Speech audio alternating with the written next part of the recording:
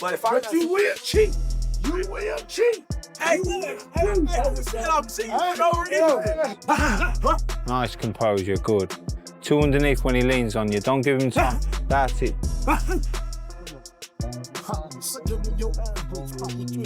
Terence Crawford has been spotted inside Anthony Joshua's training camp ahead of the Jake Paul fight, and it instantly sent shockwaves through the boxing world. Crawford closely watched Joshua's sessions, studying every detail. His presence alone shows how seriously Joshua is taking this fight. Bringing in a pound-for-pound great adds pressure, focus, and intensity to the camp as fight night gets closer. This isn't a casual preparation. It's a statement. Good.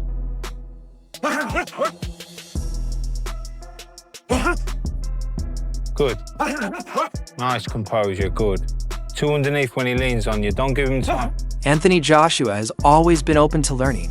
He looks for new experiences and listens carefully to every fighter he crosses paths with. He studies different styles, absorbs different opinions, and takes lessons from many minds. Joshua doesn't limit himself to one way of thinking.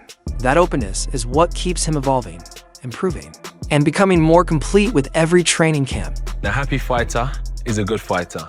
And each individual, uses different things and finds out different ways to keep them occupied and keep them happy. And for me, it was just like... Joshua is pushing his body through brutal training sessions designed to sharpen his reactions and strengthen his frame. He uses deep ice baths to reduce inflammation and speed up recovery, allowing him to return to training at full intensity.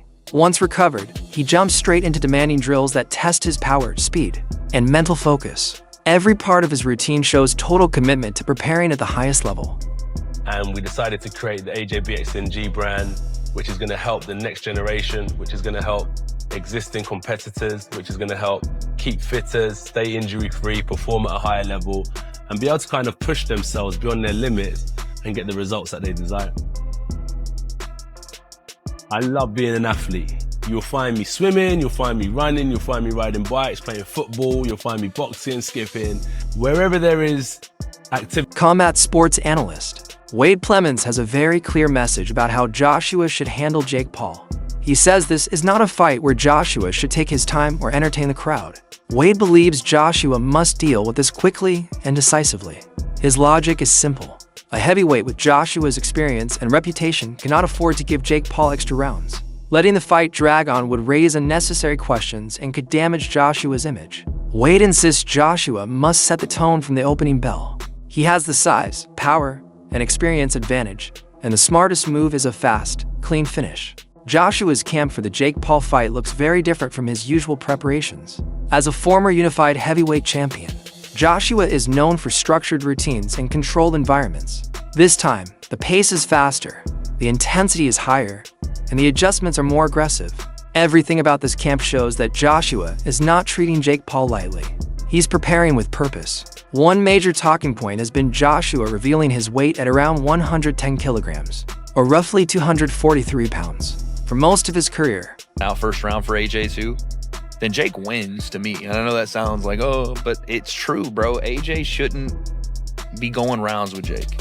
He just shouldn't. That's a two-time world champion. You know what I'm saying? Olympic gold medalist, gold medalist, two-time world champion. You shouldn't be going rounds with Jake. Jake hasn't fought anybody in, I don't know where they currently rank Tommy Fury, but he hasn't fought anybody in the top 50 in any weight division he's participated in. Mm-hmm. So if that guy's going 3, 4, 5, 6 rounds with you, cooked. But I think if you're putting money on it, I would say AJ round 3 maybe. Yeah, I'd say, yeah. 2 or 3. 2 or 3. Everybody's kind of jumping on the AJ round 2, AJ round 2. And I'm like, Jake's tough. Could he use his feet for a little bit longer than people imagine? Is it going to be tougher for AJ to land on him early, maybe? But I think at a certain point, the cat corrals the mouse a little bit. But we'll see, dude. Who knows? Jake's got some good guys in camp. He brought in Lawrence Okoli. Big Lawrence Okoli now, too. Did you see him? Well, I remember being in Dubai, 3 years ago. Do you remember 3 years ago when we were, commentated, for Deji vs. Merva. Yeah. And funny enough, from that fight week, Jake Paul went and hung out when shooting of AJ. Yeah. I think laser tag of AJ. Yeah. 3 years ago on the same week. Wild. That entire week now is coming to full fruition. It was here in Dubai. It was Jake on commentary. First time I had met Jake. Talking shit to Tommy Fury. Lawrence Nicoli was on commentary with me, and I was like, how are you a cruiserweight? Because at that time, he was still a cruiserweight. And I was like, how the fuck are you a cruiserweight? You're massive. And sure enough, now he's like 265-pound heavyweight. He's way too big, by the way. But, yeah, he's got Lawrence in camp. He's got Jared Anderson in camp. Joshua stayed within a comfortable weight range. This time, it appears he dropped close to 20 pounds in a short period, raising concern among analysts. Cutting that much weight in your mid-30s is difficult. It affects strength, recovery, hydration, and endurance. While the lighter weight could help his movement and speed, it may also reduce some of the raw power and physical dominance that defined his career.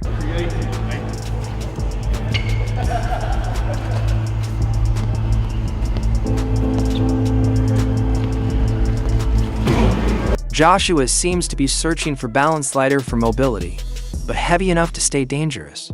Carl Frock has shared a blunt but realistic view on why this fight makes sense for Joshua.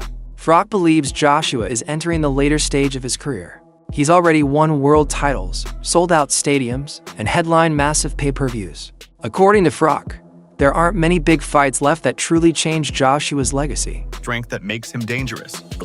But fundamentally, you're still living life as normal. You're not restricting yourself that much. You know, if you're eating 2 pieces of chicken, maybe you just eat a piece of it. You see what I mean? You're not going to the extreme to try and actually dehydrate yourself or anything like that. It's very different than having to actually hit a specific weight, all right? And to do that in a relatively short space of time, because this fight's, you know, not that long has it been announced, and it's not that long until the fight. It's only 2 weeks away.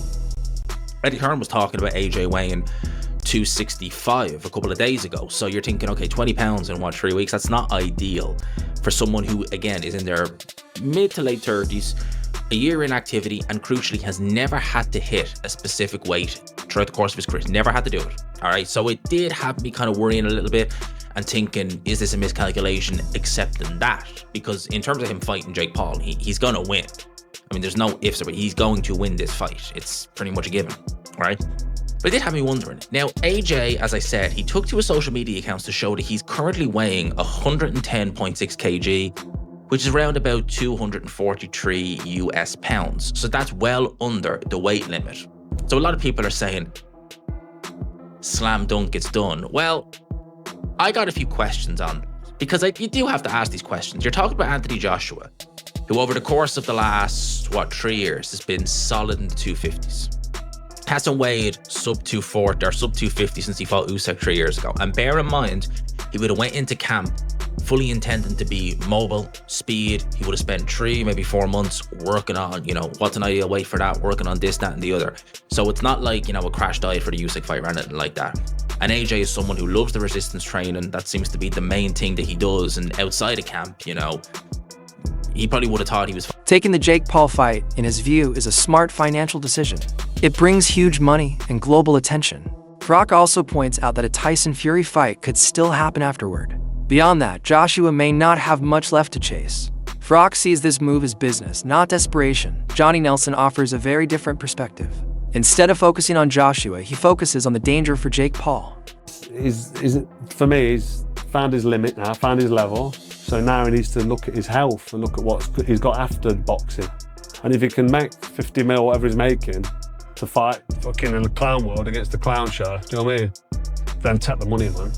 Yeah. Take it and go and live your life. I can't see AJ fighting for a world title again. I don't know who he fights and who he would be and how he would get that desire back to become a world champion. But Eddie Hearn's got to sell it and try and say AJ's going to be world champ again. 3-time world champ, but I'm not buying into that bullshit. I think AJ's had a great career. He's done massive things for professional boxing, and now he's at the end of his career and he's cashing out. So who can blame him? I'd do exactly the same at the end of my career. I'd fight fucking Jake Paul for mega money and then drop the mic and then go home. Do you know what I mean?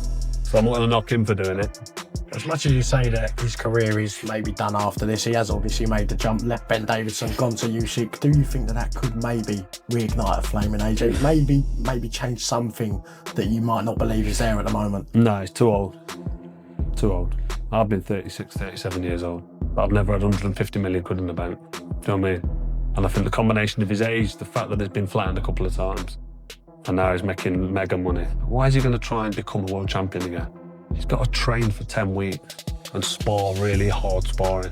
And then he's got to get in the ring on fight night with 10-ounce gloves against somebody like Dubois, or he's not going to fight Usyk again. Maybe he sticks around and fights Tyson Fury, because that's another commercial mega fight. Nelson says Jake has improved as a boxer, but facing a former heavyweight champion is a completely different level. Heavyweight power is something Jake has never dealt with before. Nelson warns that one clean shot from Joshua could have serious consequences. He believes this fight carries real risks for Jake's health and long-term career if things go wrong.